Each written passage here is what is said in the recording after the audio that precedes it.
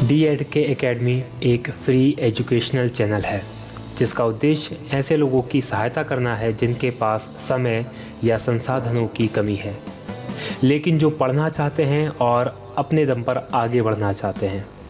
हम ऐसे छात्रों को एक ऐसा मंच प्रदान करना चाहते हैं जहां सभी लोग अपनी पढ़ाई पूरी कर सकें, सशक्त बनें और जीवन में आगे बढ़कर समाज को और बेहतर बना सकें।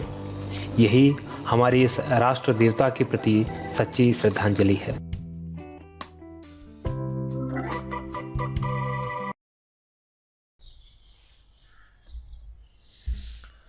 साथियों नमस्कार, बहुत स्वागत है आपका DNK एकेडमी में। मैं हूं भगवत दांगी, फाउंडर DNK एकेडमी, और आज हम बात करेंगे भारतीय राज्य व्यवस्था का पार्ट 4, ये चौथा भाग है। और बात कर रहे हैं संवैधानिक इतिहास, और संवैधानिक इतिहास का ये तीसरा पार्ट है। देखिए, संवैधानिक जो भारत का इतिहास है उसको 3 से 4 पार्टों में हमने डिवाइड किया। इसके बाद एक और पार्ट आएगा जिसमें जो प्रमुख अधिनियम थे उनके बाद जो घटनाएं हुई उनके बारे में हम चर्चा करेंगे। तो बहुत ही इंपॉर्टेंट है ये संवैधानिक इतिहास का पार्ट, और विभिन्न परीक्षाओं में पूछा जाता है इससे संबंधित। तो चलिए शुरू करते हैं हमारा वीडियो।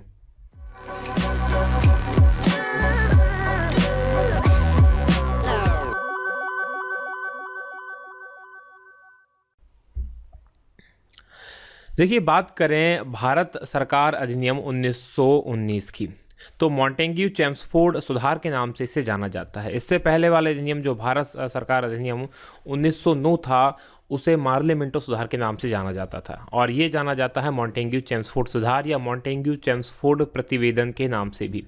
देखिए, इसमें क्या किया गया था, प्रत्यक्ष चुनाव प्रणाली अपनाई गई थी, यानी डायरेक्ट जो चुनाव होता था, सीधे लोग चुने जाते थे और जनता सीधे उनका चुनाव करती थी, ये प्रणाली अपनाई गई थी यहाँ पर। और महिलाओं को मताधिकार प्रदान किया गया था। ये 2 इम्पॉर्टेंट काम किए गए थे इसमें तहत। इससे पहले का कि हम इसकी और आगे बात करें, इसको थोड़ा सा समझने का प्रयास करते हैं आखिर उस समय सिनेरियो क्या बन रहा था। देखिए, क्या था, द्वितीय विश्व युद्ध समाप्त हो चुका था, है ना, क्योंकि पहला विश्व युद्ध जो था, माफ़ कीजिएगा, प्रथम विश्व युद्ध, पहला विश्व युद्ध जो था 1914 में शुरू हुआ, और उस 1914 में शुरू हुआ और 1918 1919 में जाके उसकी समाप्ति हुई। तो जो महात्मा गांधी थे उन्होंने अंग्रेज़ों की सहायता की थी इस युद्ध में, और भारत के लोगों को मोटिवेट करके सेना में भर्ती होने के लिए कहा था। इसके बाद उन्हें केसरे हिंद की उपाधि अंग्रेज़ों की तरफ से दी गई, और कई लोगों ने उन्हें सेना में भर्ती कराने वाला एजेंट कहा महात्मा गांधी को। तो ये घटना हुई थी क्योंकि महात्मा गांधी का ऐसा विचार था कि बुरे समय में हम अंग्रेज़ों की अगर मदद करेंगे तो अंग्रेज़ रिटर्न में हमारी मदद करेंगे, और जो आज़ादी का जो सपना था उसको प्राप्त करेंगे। या उस समय आज़ादी का सपना ना कहा जाए, उससे उस समय होम रूल की जो बात थी वो बात चल रही थी। होम रूल मतलब खुद का शासन जो था, कम से कम स्वायत्त शासन देंगे, खुद का शासन देंगे, और उसके बाद ये भारत सरकार अधिनियम 1919 लाया गया। लेकिन इसमें क्या किया गया ये भी हम देखेंगे, क्योंकि जो सुधार के नाम पर कितना बुरा भारत के साथ किया गया अंग्रेज़ों के द्वारा, इसमें समझ में आ जाएगा। देखिए, क्या था, अब जो पृथक निर्वाचन प्रणाली थी उसको सिखों पर भी लागू कर दिया गया। पहले किसके लिए थी, सिर्फ मुस्लिमों के लिए थी, लेकिन अब इस प्रणाली को सिखों के लिए एक तो नया ये दे दिया। फिर एक इंपॉर्टेंट व्यवस्था की गई कि केंद्र के अंदर द्विसदनात्मक विधायिका स्थापित की गई। विधायिका मतलब जो कि कानून निर्माण का काम करती है विधायिका।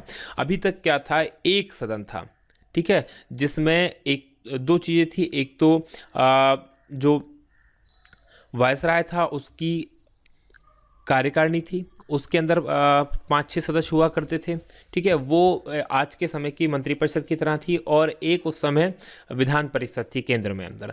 अब उस विधान परिषद को समाप्त कर दिया गया, उसके स्थान पर द्विसदनात्मक 2 सदन बनाए गए, लोकसभा और राज्यसभा। इस तरह से 2 सदनात्मक व्यवस्था की गई, जिन्हें आज लोकसभा राज्यसभा के नाम से जाना जाता है।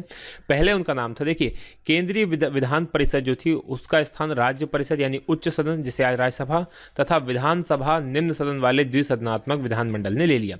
अभी लोकसभा के नाम से जाना जाता है उस समय का राज्य परिषद, आज जाना जाता है राज्यसभा के नाम से, और उस समय की विधानसभा जानी जाती है आज की लोकसभा के नाम से। आज की जो लोकसभा थी उस समय की विधानसभा थी, और आज की जो राज्य परिषद थी वो राज्यसभा के नाम से जाने, आज की राज्यसभा उस समय की राज्य परिषद थी। लेकिन वर्तमान में विधानसभा राज्यों के अंदर होती है, लेकिन ये केंद्र की बात करें, केंद्र के अंदर विधानसभा का नाम दिया गया आज की जो लोकसभा उसको। इस तरह से द्विसदनात्मक विधानमंडल की स्थापना की गई। अधिनियम की मुख्य विशेषताएं प्रांतों में आंशिक उत्तरदायी सरकार की स्थापना करना था। ये एक बहुत इंपॉर्टेंट है। प्रांतों के अंदर आंशिक उत्तरदायी, देखिए आंशिक मतलब पूरी तरह से उत्तरदायी नहीं थी, लेकिन कुछ ऐसे मामले थे जिनको प्रांतों के अंदर उत्तरदायी शासन बनाया गया था। उत्तरदायी शासन क्या होता है? यदि सदन का विश्वास अगर जिस पर रहे तो काम करती, अदरवाइज नहीं करती। तो देखिए क्या किया गया इसमें, प्रांतों में द्वैध शासन पद्धति को लाया गया। इसको बहुत क्लियरली आप समझेंगे द्वैध शासन पद्धति क्या होती है। द्वैध शासन पद्धति के लिए क्या किया गया कि सबसे पहले तो जो क्योंकि कोई भी सरकार जब रूल करती है तो उसके कुछ विषयों के ऊपर से काम करना होता है। तो क्या किया गया सबसे पहले कि केंद्रीय और प्रांतीय सरकारों के बीच में प्रशासन के विषयों का बंटवारा दो वर्गों में किया गया, केंद्रीय विषय और प्रांतीय विषय। जिस तरह से आज राज्य सूची और केंद्र सूची है, उसी तरह से केंद्रीय विषय और राज्य विषयों को अलग अलग किया गया। ये किस में किया गया? 1919 अधिनियम के अंदर। अब जो प्रांत के विषय थे, उन प्रांत के विषयों को फिर दो भागों में बांटा गया, हस्तांतरित विषय और आरक्षित विषय, दो अलग अलग। आरक्षित विषय के अंदर इंपॉर्टेंट, देखिए आरक्षित विषय जो था वो इंपॉर्टेंट था। उसके अंदर क्या क्या रखा गया? राजस्व, वित्त, न्याय, पुलिस जैसे महत्वपूर्ण विभाग जो थे रखे गए। जबकि हस्तांतरित विषय के अंदर शिक्षा, स्वास्थ्य जैसे कम महत्वपूर्ण विषय और विभागों को रखा गया। तो ये कहाँ किया गया? प्रांतों के अंदर। अब ये इसी को कहा जाता है द्वैध शासन। अब हस्तांतरित विषयों के ऊपर एक अलग लोग काम कर रहे हैं और आरक्षित विषयों के ऊपर अलग काम कर रहे हैं। ये कौन काम कर रहे हैं इसको हम देखेंगे। देखिए आरक्षित विषयों का जो प्रशासन था वो गवर्नर जनरल और उसकी कार्यकारिणी परिषद जो थी वो देखती थी आरक्षित विषयों का। जबकि हस्तांतरित विषयों का जो प्रशासन था वो गवर्नर जनरल द्वारा विधान परिषद के प्रति उत्तरदायी भारतीय मंत्रियों की सहायता से किया जाता था।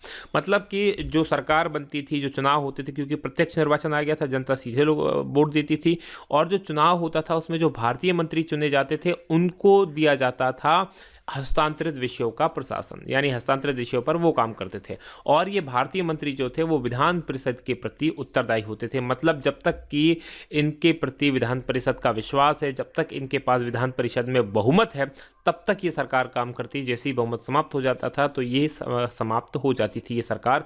इसी को कहा गया उत्तरदायी शासन। और ये जो विषय थे कि आरक्षित विषयों पर कोई और शासन कर रहा है और हस्तांतरित विषयों पर कोई और शासन कर रहा है, ये कहलाया द्वैध शासन। ठीक है, तो द्वैध शासन के जो जन्मदाता थे उनका नाम था लायोनेल कोर्टेस। ये द्वैध शासन के जन्मदाता थे। और इस अधिनियम द्वारा प्रांतों में उत्तरदायी सरकार की नींव पड़ी। उत्तरदायी सरकार कैसे? क्योंकि भारतीय मंत्री किसके प्रति उत्तरदायी थे? विधान परिषद के प्रति। क्योंकि जब तक विधान परिषद में उनका बहुमत था, उनको विश्वास प्राप्त था, तब तक वह सरकार काम कर सकती थी। तो ये एक इंपॉर्टेंट है। साथ में भारत में एक लोक सेवा आयोग का गठन किया गया। ये इंपॉर्टेंट है, लोक सेवा आयोग, इसका गठन भारत में किया गया 1919 मॉन्टेग्यू चेम्सफोर्ड सुधार अधिनियम के अंतर्गत। तो ये इंपॉर्टेंट चीज़ें थी भारत सरकार अधिनियम 1919 की। अब बात करेंगे भारत सरकार अधिनियम 1935। देखिए क्या हुआ था, भारत सरकार अधिनियम जो 1919 था, यहाँ से हम इसकी बात प्रारंभ करते हैं। उसमें एक प्रावधान किया गया था कि इस अधिनियम में, यानी 1919 के अधिनियम में जो भी समीक्षा, जो भी प्रगति होगी उसकी समीक्षा के लिए एक 10 वर्ष के बाद एक आयोग का गठन किया जाएगा। लेकिन द्वैध शासन की जो असफल हो गया और भारत के लोगों के द्वारा और ज़्यादा स्वायत्त शासन की मांग को देखते हुए 10 वर्ष के पहले ही सर जॉन साइमन की अध्यक्षता में एक 7 सदस्यीय आयोग का गठन किया गया। यानी होना था ये जो साइमन आयोग था या साइमन कमीशन आयोग जो था, जो 1927 को गठित किया गया था, इसका गठन किया जाना था 1929 में, यानी 10 वर्ष बाद। लेकिन 2-3 साल पहले ही इसका गठन कर दिया गया और 8 नवंबर 1927 को इसका गठन किया गया। किंतु आयोग के अंदर जो था कोई भी भारतीय शामिल नहीं था। इसके कारण इसका विरोध किया और फिर सारे घटनाक्रम हुए। लाहौर के अंदर लाला लाजपत राय को लाठी चार्ज किया गया, वहाँ लाठी लगी और फिर उनकी मृत्यु हो गई। तो ये काफ़ी घटनाक्रम इसका पूरा के पूरा रहा। पूरे भारत ने इसका पुरजोर विरोध किया साइमन कमीशन, क्योंकि इसमें कोई भी भारतीय नहीं था और यही जो आयोग था ये तय करने वाला था कि आने वाले समय में भारत की किस तरह से जो प्रशासन है वो किस तरह से वर्क करेगा। ठीक है, और इसी की लेकिन इसने अपना विरोध के बावजूद इसने अपना काम किया। काम करने के बाद इसकी रिपोर्ट के आधार पर 3 गोलमेज सम्मेलन बुलाए गए 1930, 1931 और 1932, और जिनके तहत फिर जो था इसकी रिपोर्ट इसने प्रस्तुत की और उसके आधार पर भारत शासन अधिनियम 1935 जो था वो पारित किया गया। अब ये भारत शासन अधिनियम 1935 क्या था, इसको देख लें। सबसे इंपॉर्टेंट बात तो ये है कि जो वर्तमान में हमारा संविधान है उसका 75 to 80% जो हिस्सा है ये भारत शासन अधिनियम 1935 से ही लिया गया है, इसलिए बहुत इंपॉर्टेंट हो जाता है इसके एक एक प्रावधान को समझना। और ये 3 जो अधिनियम है, 1909 अधिनियम, 1919 अधिनियम, 1935 बहुत इंपॉर्टेंट है परीक्षा के मायने से, क्योंकि इनसे प्रश्न बनते हैं। देखिए क्या किया गया था, इस अधिनियम के अंतर्गत जो थे कुल 321 अनुच्छेद थे, 10 अनुसूचियाँ थी और 14 भाग थे, यानी कि काफ़ी विस्तृत ये पूरा के पूरा अधिनियम बनाया गया था। वर्तमान भारतीय संविधान पर इस अधिनियम का सर्वाधिक प्रभाव पड़ा, जैसे मैंने आपको बताया कि 75% से 80%, और जो हमारे वर्तमान शासन का फ्रेमवर्क है, यानी जो ढांचा है कि किस तरह से सरकार होगी, किस तरह से राज्य से संबंध होंगे, बहुत सारी चीज़ें इसी अधिनियम से एज इट इज़ ली गई हैं या थोड़ा बहुत बदलाव करके ली गई हैं। यानी ये जो ढांचा था हमारे वर्तमान संविधान का ढांचा है। इसके तहत एक अखिल भारतीय संघ की स्थापना की जानी थी, एक अखिल भारतीय संघ बनना था। इसमें क्या बनना था, 11 ब्रिटिश प्रांत, 6 चीफ कमिश्नरी प्रांत और उन्हीं देशी रियासतों के सदस्य शामिल होना थे जो इसके अंदर स्वेच्छा से शामिल होना चाहते थे। यानी कि जो 11 ब्रिटिश प्रांत थे अंग्रेजों के कब्जे में और 6 चीफ कमिश्नरी थे, इनके लिए तो कंपलसरी था भारतीय संघ में शामिल होना, लेकिन जो देशी रियासतें थी उनके लिए ऑप्शनल था, वो चाहे तो शामिल हो, वो चाहे तो शामिल ना हो। और चूंकि देशी रियासतें इसमें शामिल नहीं हो पाई, इसलिए यह प्रस्ताव जो था कभी भी मूर्त रूप नहीं ले पाया। लेकिन ये एक इंपॉर्टेंट कैरेक्टर है इसका, इसमें व्यवस्था की गई थी एक अखिल भारतीय संघ के बनने की। फिर क्या किया, अब प्रांतों से द्वैध शासन समाप्त कर दिया गया, ये एक इंपॉर्टेंट घटना की गई। और प्रांतों से द्वैध शासन समाप्त करके कहाँ ला दिया गया, उसे केंद्र में ये द्वैध शासन लागू कर दिया गया। प्रांतों में द्वैध शासन मैंने आपको बताया था कि क्या होता था, कि जो प्रांत के विषय थे उन्हें 2 भागों में बांटा गया, हस्तांतरित और आरक्षित। हस्तांतरित विषयों के ऊपर भारतीय मंत्री काम करते थे, आरक्षित विषयों के ऊपर काम करता था गवर्नर जनरल और उसकी परिषद। तो इसको प्रांतों से समाप्त कैंसिल किया गया और कहाँ लाया गया, केंद्र के अंदर लागू किया गया। केंद्रीय प्रशासन के विषयों को अब 2 भागों में बांटा, आरक्षित विषय और हस्तांतरित विषय। आरक्षित विषय जैसे रक्षा, विदेशी मामले, ये क्या कौन था, गवर्नर जनरल और उसकी परिषद की सहायता से, और हस्तांतरित विषयों का प्रशासन गवर्नर जनरल मंत्री परिषद की सहायता से, क्योंकि केंद्र के अंदर भी 2 सदन बन गए थे, है ना, विधानसभा और राज्य परिषद। तो इनमें जो मंत्री होते थे उनकी सहायता से हस्तांतरित विषयों के ऊपर, और गवर्नर जनरल जो होता था उसकी परिषद की सहायता से आरक्षित विषयों के ऊपर शासन करता था। और ये जो मंत्री परिषद होती थी ये विधानसभा के प्रति, यानी जो वर्तमान लोकसभा है उसी टाइप से विधानसभा के प्रति उत्तरदायी होती थी। तो इस तरह से केंद्रों के अंदर जो थी उत्तरदायी शासन की व्यवस्था स्थापना उस समय की गई। फिर प्रांतों में स्वायत्त शासन की स्थापना की गई। ये स्वायत्त शासन क्या होता है, ये थोड़ा सा ऑटोनोमस जिसे हम इंग्लिश में कहते हैं। स्वायत्त शासन वो होता है जब किसी व्यक्ति को अपने निर्णय खुद लेने की स्वतंत्रता हो, लेकिन उस पर किसी और व्यक्ति की छत्र छाया हो। देखिए 2 होते हैं, एक स्वायत्त होता है, एक सॉवरन होता है, या फिर जिसे हम कहते हैं संप्रभु होता है। संप्रभु किसी के दबाव में काम नहीं करता, किसी के अंडर में नहीं होता, वो अपने निर्णय खुद लेता है, खुद लागू करता है, वो किसी और की बात मानने के लिए विवश नहीं होता। लेकिन स्वायत्त शासन में क्या होता है, व्यक्ति निर्णय खुद तो ले सकता है, लेकिन उसके ऊपर जो होता है उसकी भी उसको मानना पड़ती है अगर वो कोई बात कह रहा है। तो प्रांतों के अंदर कि भाई आपने निर्णय तो खुद ले सकते हो, लेकिन जब जरूरी होगा तब आपको केंद्र की बात माननी होगी। तो ये स्वायत्त शासन की स्थापना की गई। प्रांतों में केंद्र का नियंत्रण समाप्त कर दिया गया। अब प्रांतों के जो गवर्नर थे वो ब्रिटिश सरकार के प्रतिनिधि के रूप में कार्य करते थे, ना कि गवर्नर जनरल के अधीन। देखिए क्या हुआ था कि जो 1773 अधिनियम था उसके तहत क्या किया गया था कि जो बंगाल, बम्बई और जो दूसरे प्रांत थे उनकी प्रेसिडेंसी के जो गवर्नर जनरल थे उनको गवर्नर जनरल के अधीन कर दिया गया, भारत के गवर्नर जनरल के अधीन। लेकिन इसमें क्या कर दिया गया, उनको स्वतंत्र कर दिया गया। अब वो सीधे किसके अधीन थे, ब्रिटिश सरकार के अधीन, ना कि भारत के गवर्नर जनरल के अधीन। दिल्ली में एक संघीय न्यायालय, सुप्रीम कोर्ट टाइप का जो था, एक संघीय न्यायालय की स्थापना की गई, जिसके निर्णय के विरुद्ध प्रिवी काउंसिल, ये प्रिवी काउंसिल जो थी वो इंग्लैंड के अंदर हुआ करती थी, इसमें अपील की जा सकती थी। केंद्रों और प्रांत के मध्य शक्तियों का विभाजन 3 सूचियों में किया गया। कौन कौन सी सूची थी, एक तो संघ सूची, इसमें 59 विषय रखे गए, प्रांतीय सूची इसमें 54 विषय रखे गए, और समवर्ती सूची इसमें 36 विषयों को रखा गया। और अवशिष्ट शक्तियाँ, मतलब इन तीनों में जो नहीं आई, ऐसी शक्तियाँ, कोई बात, कोई विषय जो इन तीनों सूचियों में नहीं है, वो किसको दिया गया? वायसराय को प्रदान किया गया। वर्तमान में भी यही व्यवस्था, संघ सूची, प्रांत सूची, संवर्ती सूची और अवशिष्ट शक्तियाँ केंद्र के पास, ये उस समय की व्यवस्था 1935 अधिनियम से ही ली गई। फिर इंपॉर्टेंट क्या किया गया?